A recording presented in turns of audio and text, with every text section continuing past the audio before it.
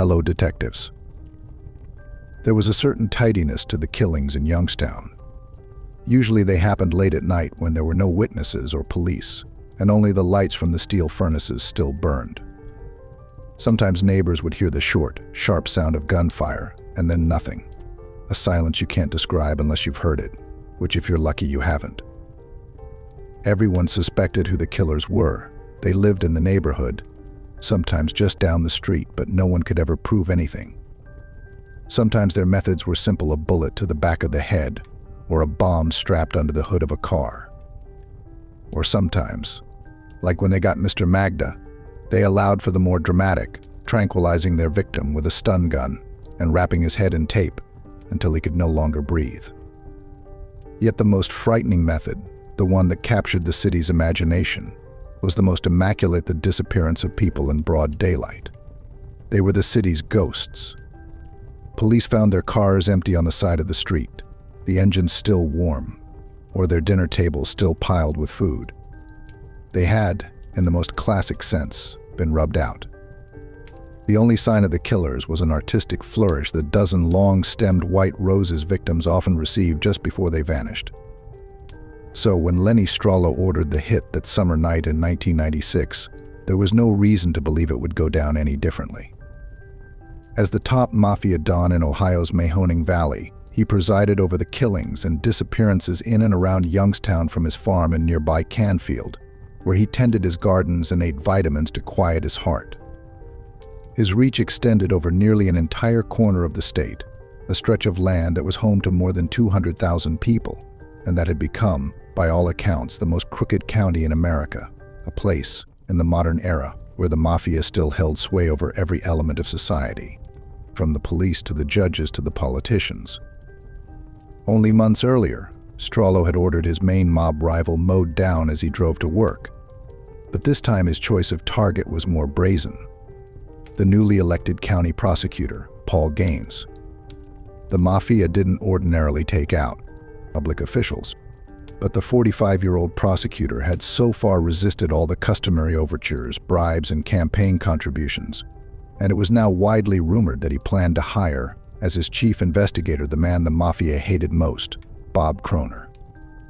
The local FBI agent who had spent 20 years pursuing the mob. In mafia fashion, Strollo employed endless layers of authority so that nothing could be traced back to him. First, he gave the order to Bernie the Jew, the man he relied on for all his muscle.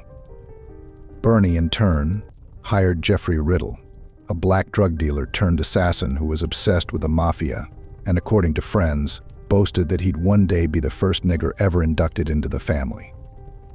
Riddle then brought in his own two-man team, Mark Baccio, a fastidious criminal who ran one of the most sophisticated burglary crews in the country, and Antoine Moman Harris, a crack dealer who, though he still lived with his mother, had already committed at least 2 other murders. That Christmas Eve, as Baccio and Harris later recounted, the 3 men loaded up on everything they needed: walkie-talkies, ski masks, gloves, a bag of cocaine, a police scanner, and a .38 revolver. Around 8 o'clock in the evening, they drove out to the prosecutor's home, in a Youngstown suburb dotted with strip malls. The houses glowed with Christmas lights, but when they arrived, no one was home. Baccio got out of the car and waited behind a lamppost near the garage. He attached a speed loader to the revolver to enable him to shoot faster and tested the voice-activated walkie-talkie. No one responded. He tried again. Nothing. He couldn't believe it. Here they were asking him to carry out the premier mafia hit in years, and the equipment was busted. He ran back to the car and said he couldn't kill anyone without communication. Baccio, Harris, and Riddle regrouped at the Giant Eagle supermarket on Route 224 and programmed 2 of their cell phones so they could dial each other at the touch of a button. As they eased up in front of the house again, they noticed that a car was in the driveway and the kitchen lights were on. "Okay," Riddle said, shoving the gun back in Baccio's hand. "Get out and go do this." Baccio jumped out of the car, carrying the bag of cocaine Riddle had instructed him to plant on the body to make it look like a drug-related killing. He crept up to the house, his heart pounding. The garage door was open, and he said, hey mister," but no one answered, and he kept walking. The side door to the house was open too, and he could hear someone speaking. He decided to go in. Creeping down the corridor, he heard Gaines talking on the phone in the kitchen. Baccio rushed in, pointed the gun at the prosecutor's midsection, and fired. As Gaines fell to the ground, Baccio fired again. Blood spilled from 2 wounds, one in his forearm, the other in his side. Baccio took another step closer as Gaines put up his hands to ward him off. Baccio aimed near Gaines's heart and pulled the trigger. But the gun kicked back in his hand, jamming. Jesus fucking Christ. Baccio turned and ran out of the house, stumbling into the woods and back. He tripped and fell, and getting back up, hit the button on the cell phone, screaming, "It's done. It's done. Come pick me up."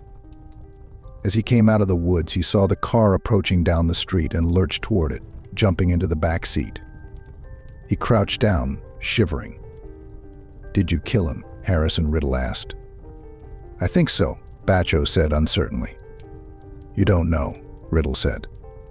"The gun jammed," Baccio said. "The gun jammed." Harris looked at him coolly. "Why didn't you go in the drawer and get a steak knife and stab him to death?" he asked. Riddle said they had to go back and finish the job, but just then the police scanner crackled with news of the shooting. Riddle hit the gas and started swerving along the back roads. Fearing they'd get pulled over, Harris took the gun and threw it out the window. But the speed loader was missing. "Where the fuck is the speed loader?" They started screaming at each other. Then from the scanner came even worse news. Gaines was still alive. It was one of the least skillful murder attempts in the valley's history. The speed loader was found outside the house, along with a clean footprint. A sketch of the shooter appeared in the paper within days. But ironically, the crime scene was so messy that investigators couldn't believe Strollo's people were behind it. Not even Gaines, who told friends, "If the mob had done it, I'd be dead." Baccio, who had begun to wear disguises around town, slowly emerged from hiding. Amazingly, it looked as if these murderers would get away as well, until one spring night the prosecutor got a phone call at home. "Are you Paul Gaines?" a woman asked. "Yes," he said. "Who's this?" "I know who shot you," she said. When the woman rattled off details about the crime that few could have known, Gaines called the police, who brought in the FBI. "I know everything," she told the agents who rushed to her apartment the next day. "I know other people they shot. I know everything." And so it happened. The call from the ex-girlfriend of an associate of the hitmen helped solve a mob hit for the first time in the valley's history. But coupled with a 3-year covert operation by the FBI, it would ultimately help uncover something far broader. It would slowly untangle what authorities describe as one of the last truly mob-run counties in the country, a place where the mafia still controlled a chief of police, the outgoing prosecutor, the sheriff, the county engineer, members of the local police force, a city law director, several defense attorneys, politicians, judges, and a former assistant U.S. attorney, a place whose residents had grown so used to a culture of corruption that they viewed it casually, even proudly, a place in a sliver of America, where a malignant way of life was left largely untouched for almost 100 years. Now, after more than 70 convictions, the investigation has wound its way to the most powerful politician in the region, a man whom the FBI caught on tape with the mob nearly 20 years ago, but who has eluded them ever since, United States Congressman James Traficant. Today, the Mahoning Valley is one of the most depressed corners of America. But it wasn't economic bust that first brought the mob to the valley, it was economic boom. In the early years of the 20th century, the valley, a thin corridor of land that twists and turns its way through northern Ohio, was the heart of an industrial empire. Steel mills stretched as far as the eye could see, their furnaces streaking the sky with 15-foot flames. For more than 50 years, their lights drew immigrants, Poles and Greeks and Italians and Slovaks, who thought they had found the Ruhr Valley of America, as well as a burgeoning class of racketeers who thought they had found their own little Chicago. Youngstown's streets were lined with after-hours joints, where the steelworkers drank and played barbut, a Turkish dice game, and where capos, dressed in white-brimmed hats and armed with stilettos, ran the numbers, or bug, as the locals called it. Youngstown in the 1940s wasn't particularly unusual. Like Chicago, Buffalo, or Detroit, it had a teeming immigrant population accustomed to arbitrary and violent authority, a booming economy, and pliable local politicians and police, all the ingredients the mob needed to flourish. But unlike those larger cities, Youngstown was too small to have a mob family of its own, and as a result, it turned into a battlefield. By 1950, as the rackets mushroomed into a multi-million-dollar industry, the Pittsburgh and Cleveland Mafia families began fighting for control of the region. Bombings began to ricochet through the valley, warnings to those who allied themselves with the wrong side. It got so bad over the next 2 decades that the local radio station ran public service ads featuring an ear-splitting bang and the slogan "Stop the Bomb" in 1963. The Saturday Evening Post dubbed the area crime town USA, noting, "Officials hobnob openly with criminals. Arrests of racketeers are rare, convictions rarer still, and tough sentences almost unheard of." Shortly after Bob Croner arrived in the valley in 1976 as a 29-year-old FBI agent, a full-scale war broke out. On one side was Joey Naples's and Lenny Strollo's faction, which was controlled by the Pittsburgh Mafia. On the other were the Carabbia brothers, known in town as simply Charlie the Crab, and Orly the Crab, who were aligned with Cleveland. "It seemed like you'd get up every morning and get in your car and hear someone else had been murdered," says Croner. First there were Spider and Peep's 2 petty cons hit within a few weeks of each other. Then came one of Naples's drivers, shot as he changed a tire in his driveway, and a crony of Peeps's, who was gunned down outside his apartment. Then poor John Magda, who was discovered, his head wrapped in tape, at the dump in Struthers. And next, a small-time bookie who refused to go easily. He was first bombed and later shot through his living room window while he watched television with his wife. Then, Joey DeRose SR, killed by accident when he was mistaken for his son. A Carabbia assassin, and finally, a few months later, the son too. "Oh my God, they got Joey," his girlfriend screamed when police told her they had found her car burning on a country road between Cleveland and Akron. A former high school math teacher who turned in his books for a badge in 1971, Croner quickly plunged into this underworld. He could be seen in town, in his neatly pressed suit and tie, trailing reputed hit men and banging on the doors of the All-American Club. Though he came from a family of cops, Croner didn't look like one. He was too tall and slender, almost delicate, and he lacked the easy manner of the police, who played craps in the shadow of the courthouse. He wore penny loafers in a city where most people wore boots, and he had a certain stiffness, as if he were a substitute teacher who feared he might lose control of his class. Unlike his FBI predecessor, who, according to the agency's own affidavit and informants, had allegedly consorted with gangsters and was later appointed Youngstown's chief of police at the Mafia's behest, Croner was hostile to the local dons.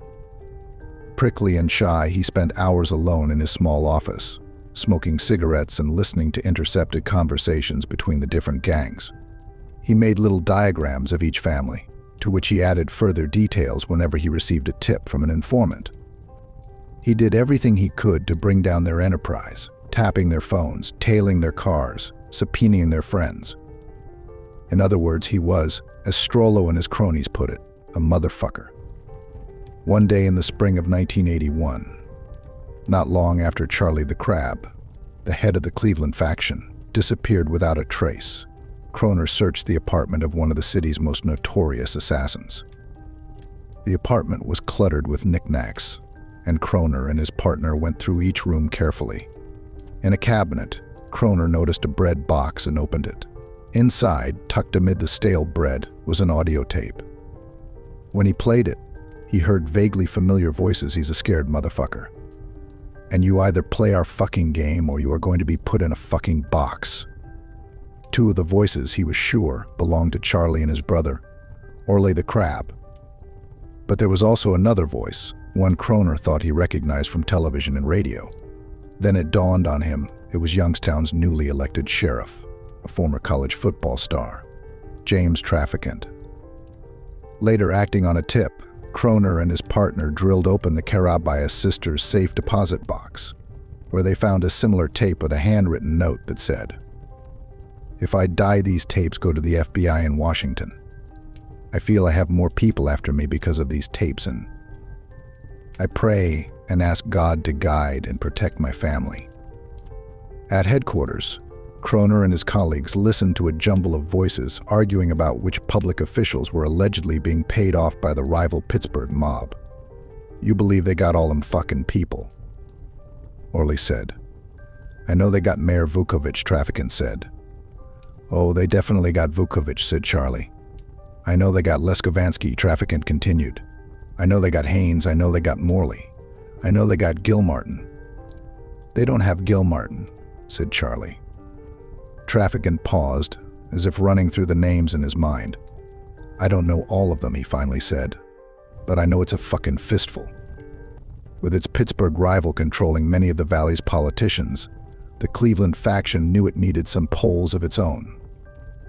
And the tapes, apparently made by Charlie the Crab at 2 meetings during the 1980 sheriff's campaign, appeared to show them buying Traficant, a rising star.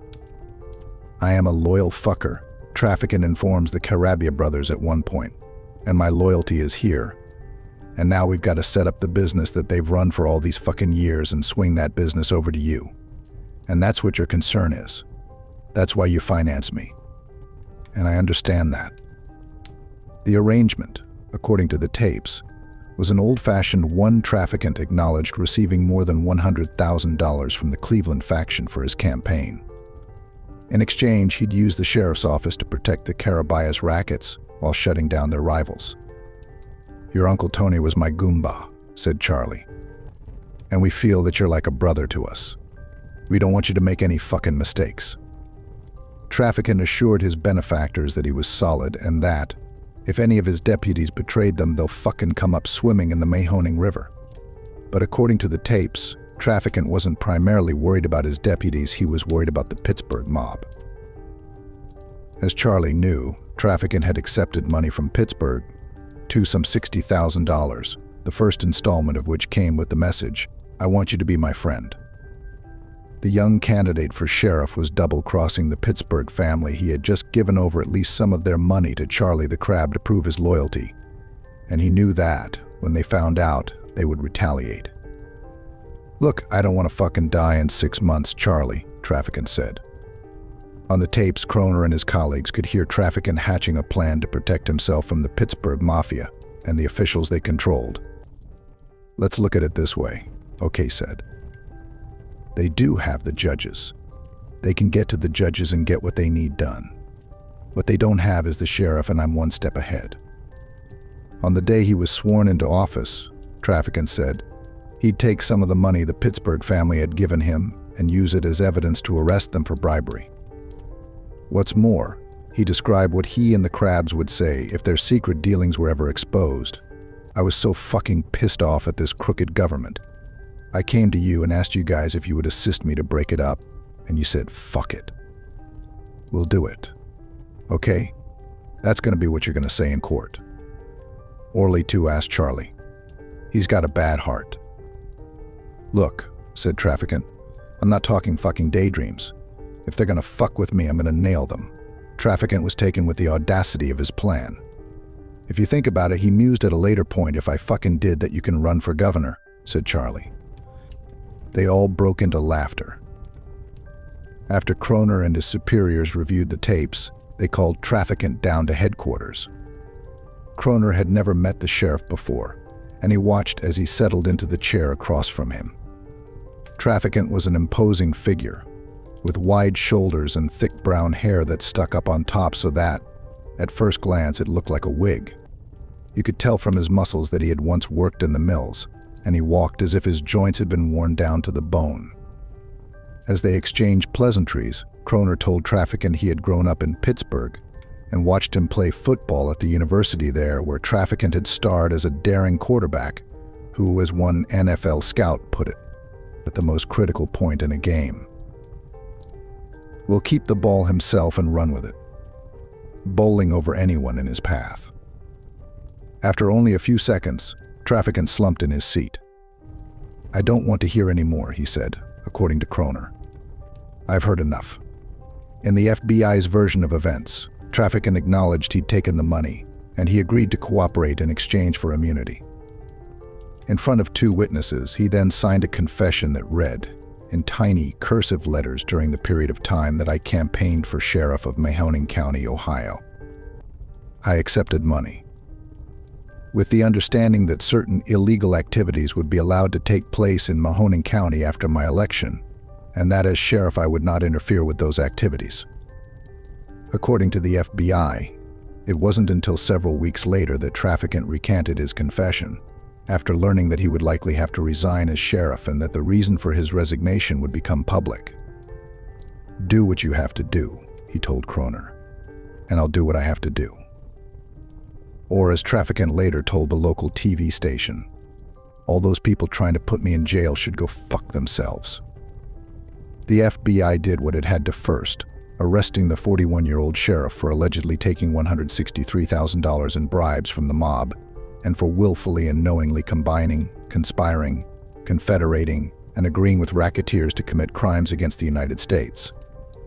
Incredibly, facing up to 23 years in jail, Traficant decided to represent himself in court, even though he wasn't a lawyer, and even after the judge warned him that almost no one in his right mind would attempt such a thing.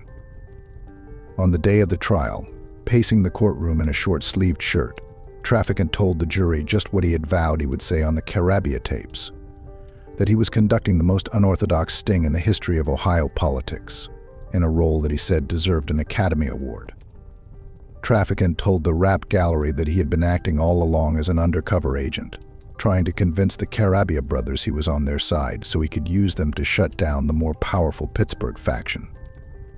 "What I did, and what I set out to do very carefully," he said, "was to design a plan whereby I would destroy and disrupt the political influence and the mob control over in Mahoning County." Though he admitted taking money from the mob, Traficant said he did so only so that his opponent in the campaign wouldn't get it. And though he acknowledged that his voice was on the tapes, he claimed they were doctored to incriminate him.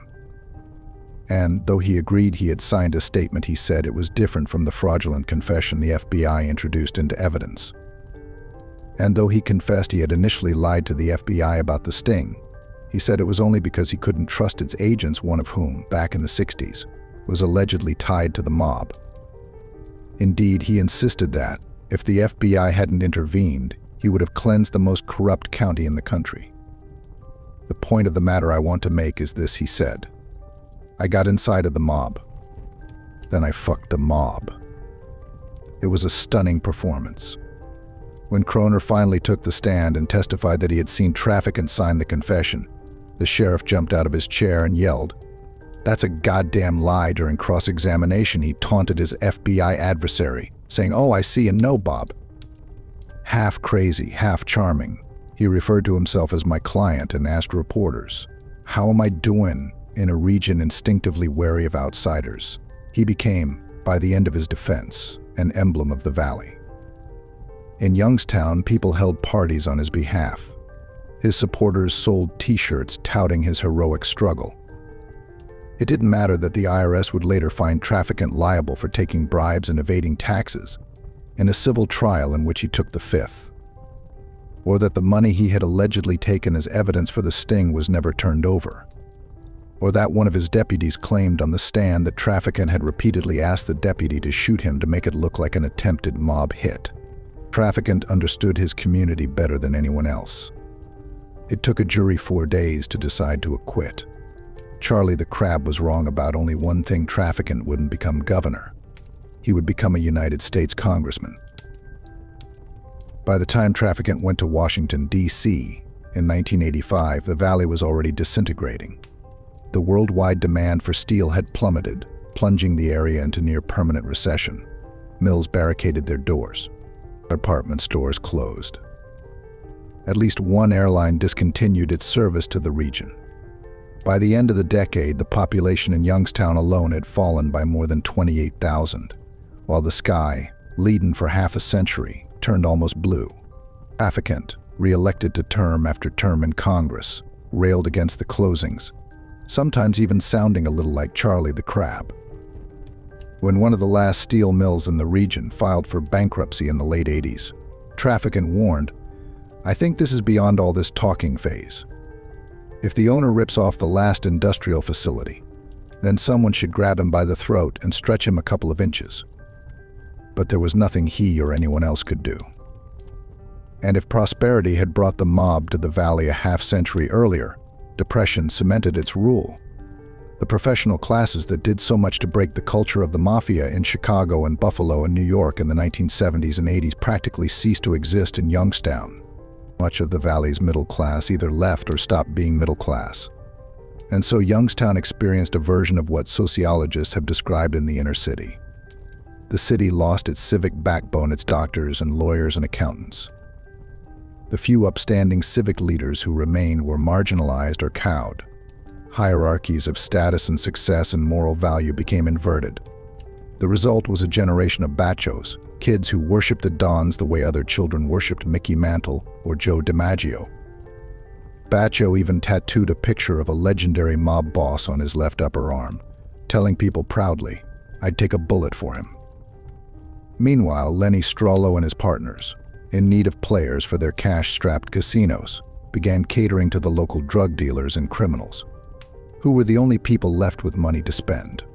The mob, which had once competed with the valley's civil society, largely became its civil society.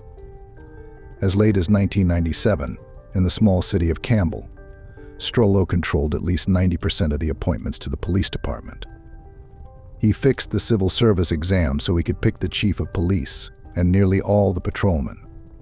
The city law director literally brought the list of candidates for promotion to Strollo's house so the Don could select the ones he wanted. Strollo says an attorney familiar with the city could determine which murderers went to jail and which ones went free.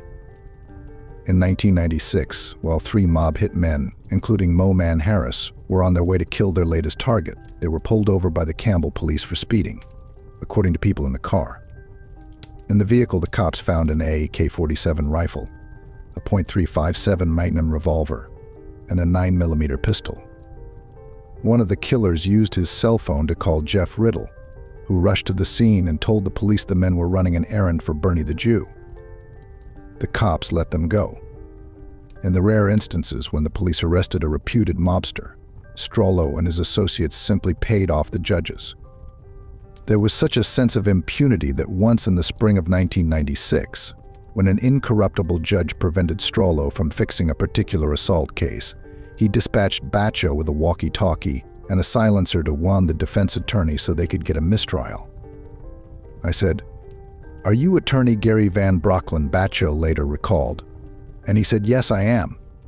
And I shot him right in the knee. "I don't know how an honest defense attorney could make a living in this town," says Croner's boss, Andy Arena. And of course, Strollo's tentacles reached the valley's representative in Congress as well.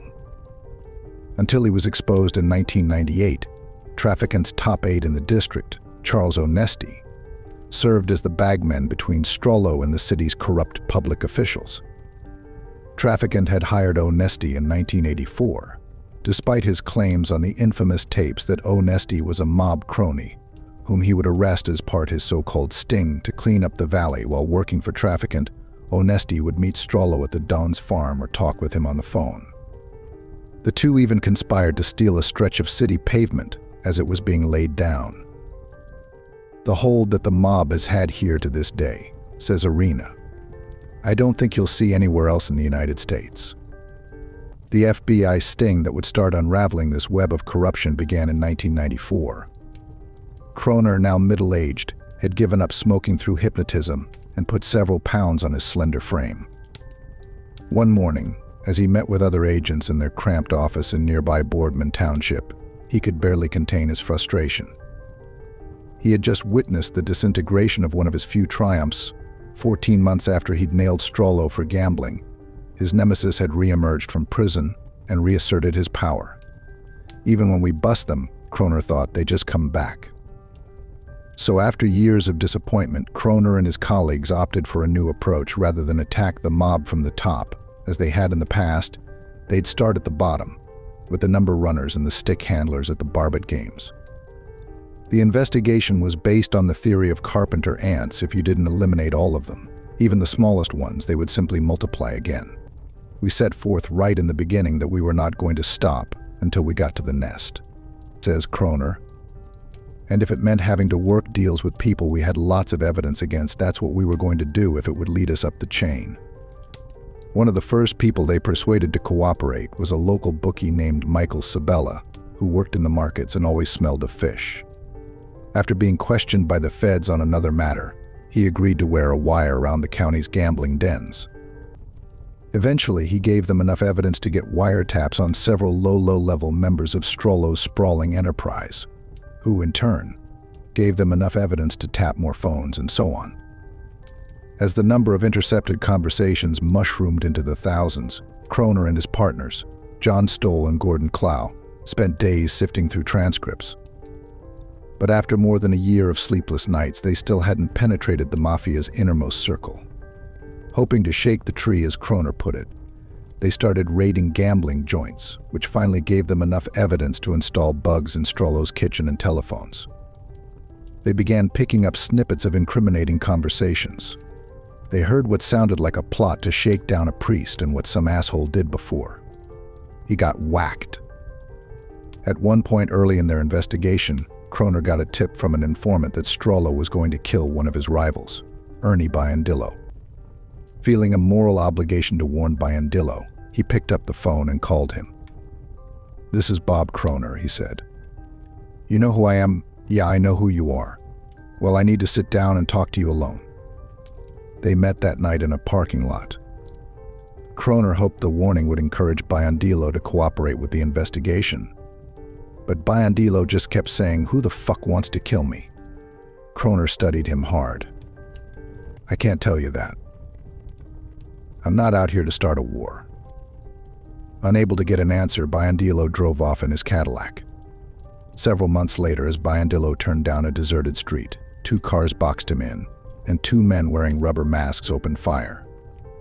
By the time Croner got to the hospital, Biondillo was already dead. Though Croner was sure the hit was ordered by Strollo, the FBI still didn't have enough evidence to arrest him. But by the summer of 1996, the authorities were finally starting to close in, and Strollo, sensing it, became more and more paranoid. On the phone, he began speaking almost exclusively in code, and suspecting Croner was listening in, would say, "Bob, can you hear me? Can you hear me?" Once, upon meeting one of his oldest and most trusted confidants, Strollo had a sudden premonition that the friend was wearing a wire. Another time he decided a plane was following one of his bookies. When someone tried to calm him down, he snapped, "This is my life you're talking about. I got to fight for survival." Strollo grew obsessed with Croner. He sent one of his men to find out if the FBI agent's father, an old-fashioned city cop, could be paid off to control his renegade son. But word came back that the father was honest, like his kid. Knowing the FBI was tapping him, Strollo began to plant evidence against his nemesis to suggest Croner was on the take. He told associates almost nonchalantly that Croner had received bribes from Little Joey and was running drugs through the valley. Then one day, Croner's partner heard Strollo grow more and more menacing. "I don't know what I'm going to have to do about these guys," he said, referring to the FBI agents.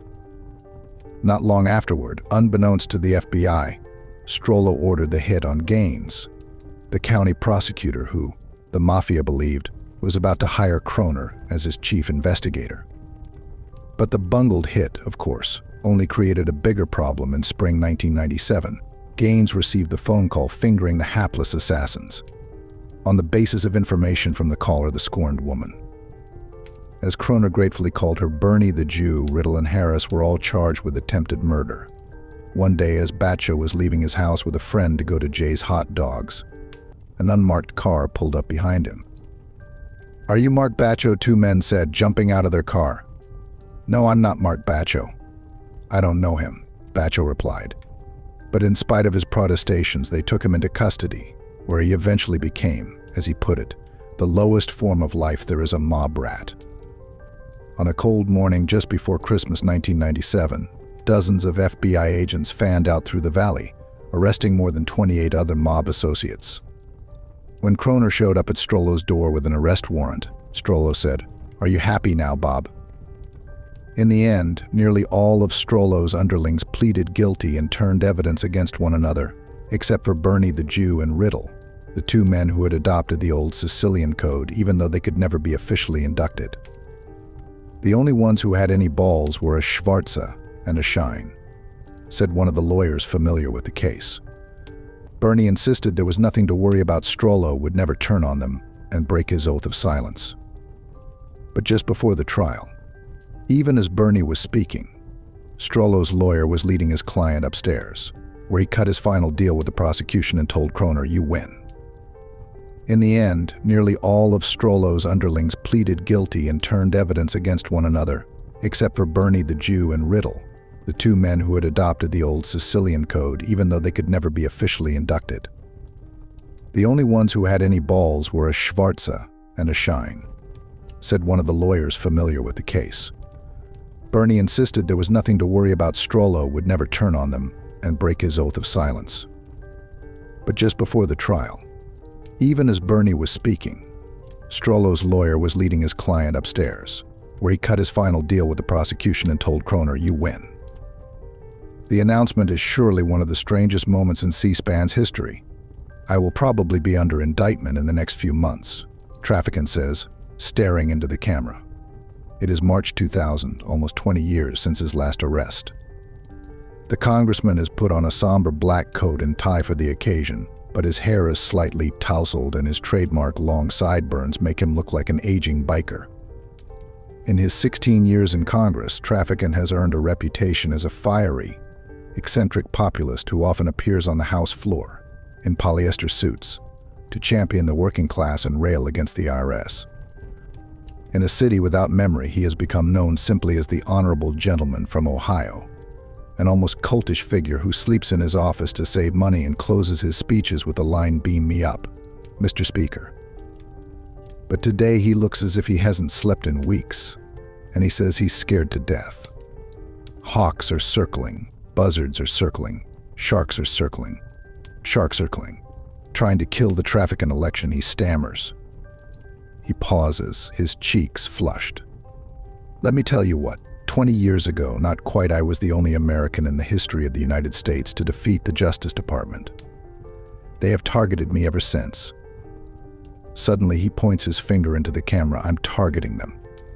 They better not make a damn mistake. I am mad and I'm going to fight like a junkyard dog in the face of a hurricane. And if I beat them, you're now watching one of the richest men in America. Because I'm going to sue their assets all apart." Even stranger than his warnings to the Justice Department and the FBI and his admonition that he'll shoot any unexpected late-night visitors to his house are Traficant's threats to his own party. He warns that if Democratic leaders don't stand by him, he'll switch parties, a critical defection that could undermine the Democrats' chances of regaining a House majority this fall. And as further compensation for his loyalty, Traficant demands a list of favors for his district. "I want an empowerment zone from the President of the United States, and I expect it this year, and I want additional appropriations." On national television, he seems to be extorting his own party. Traficant doesn't say what the indictment will be for, nor will the FBI. But his C-SPAN announcement comes on the heels of a 6-year investigation into organized crime in the Mahoning Valley that has already led to convictions against Traficant's former aide, Onesti, a disbarred attorney who had advised him for several years, and a former deputy in his sheriff's office. According to news accounts first detailed in the Youngstown Vindicator and the Cleveland Plain Dealer, investigators are looking into, among other things, whether the congressman received illegal contributions, including the use of a Corvette from associates in the valley. They have recently homed in on two brothers, Robert T. and Anthony R. Botched, who own a paving company in Traficant's district and allegedly delivered materials and did construction work on the congressman's 76-acre farm. Both brothers appear deeply enmeshed in the city's network of corruption. On one of the FBI's wiretaps, Onesti conspires with Strollo to steer a $1 million contract to the Bucks' company. Robert Botched has since apparently fled the country after allegedly transferring millions of dollars to an offshore account on the Cayman Islands. Through it all, Traficant has steadfastly maintained his innocence, and the valley is bracing for a second showdown. Here's what I'm saying now, he insists grimly on C-SPAN. And I'm saying this to the Justice Department in Cleveland, Ohio. If you are to indict me in June so I can be tried over the August recess, because I don't want to miss any votes. When I arrive in Youngstown on a recent cold spring morning, there is an odd sense of déjà vu, as if the old tapes have been rewound and played again. As Traficant campaigns for a 9th term in Congress, he once again faces the old accusations bagman, illicit favors, payoffs. I head downtown, trying to find someone to ask about the allegations, but the city is bizarrely empty, as if people had been called away on a last-minute errand and never came back. Finally, after rows and rows of boarded-up stores and deserted sidewalks, I see a light in one of the shops. In the window, Italian suits hang with handkerchiefs in the pockets. An old man is folding clothes by the cash register. When I ask him about Traficant, he stiffens. "Ain't no one gonna get rid of Traficant," he says. "Traficant's too sharp." Far from being angry about the city's history of corruption, he seems almost proud of it. He recalls fondly the henchmen, including Strollo, who bought their suits from him. They didn't wear red or pink ones like they're coming out with now, he says. When I press him about the local corruption, he shrugs. Who cares? If you're working and making a living and nobody is bothering you, why are you going to butt in later? At my hotel, several elderly men are sitting around a table arguing about Traficant. Traficant produces, says one. That's what counts, damn right, says another. They are all in their 70s and 80s and have lived in the valley for decades. When I was 8 years old, one of them says suddenly to me, as if to make a special point, I delivered newspapers downtown, and I would always go by this speakeasy on Sunday afternoon. Well, one day the owner says, I want you to meet someone, so I went over, and it was Al Capone. He pauses, shaking his head in awe. Al Capone. You see this, another man says, referring to the last speaker. This is typical Youngstown. Here's an educated man, an attorney, and Traficant is a god of his, and he's still raving about meeting Al Capone. When I stop at Youngstown State University to talk to Mark Schutz, an anthropologist and one of the only academics who studies the region, the first thing he says is, "You're not going to write some crap about how we're all victims of gangsters, are you?" Schutz contends that, after so many years of eroded civic institutions, the community has come to rely increasingly on mobsters, who play the same role in civic life that the police and the political establishment do in other cities. We have socialized ourselves and our offspring that this is the way the world is, he says. This is our little safe part, with our community and church. But in order for it to be safe, you need these people to be brokers.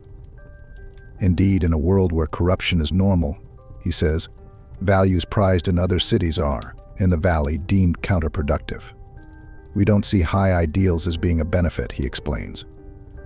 We see them as being a weakness. There is no sense in this community in which gangsters are people who have imposed their will on our community. Their values are our values. So much so that, despite two opponents railing against his alleged mob ties and an FBI investigation reportedly closing in on him, Traficant won the March 7th Democratic primary with more votes than his two main competitors combined. Traficant seems so unbeatable in November that some congressional Republicans have decided to defend him, apparently hoping he'll follow through on his threat to switch parties and cement their fragile majority. Jimmy Traficant is not being done right by, Republican Representative Steve Letourette of Ohio told the Cleveland Plain Dealer. There isn't a finer man, there isn't a finer member of Congress, there isn't a finer human being than Jim Traficant. God bless you, Jimmy Traficant, and I hope to serve with you for many years. Emboldened by his popular support, Traficant is doing what he's long done so well, rallying the valley against the outsiders trying to besmirch its name. Over the last year, he has defiantly called his convicted former top aide, Onesti, a good friend, and championed a local sheriff convicted of racketeering, arguing that he should be moved to a prison closer to Youngstown to be near his ill mother. These sons of bachelors will not intimidate me, he likes to say of the FBI. and they won't jack me around. Though he has retreated from reporters, I'll only make an official statement when I'm actually killed. He says, the press releases have begun to pour out of his Washington office. Traficant bill would create new agency to investigate Justice Department. Traficant wants president to investigate federal agents in Youngstown. On the House floor, where his speech is protected against suits for libel, he is bolder still. Mr. Speaker, I have evidence that certain FBI agents in Youngstown, Ohio, have violated the RICO statute and stole large sums of cash. What is even worse, they suggested to one of their field operative informants that he should commit murder. Mr. Speaker, murder. At FBI headquarters in Boardman, Croner and his boss, Andy Arena, are trying to fend off Traficant's allegations.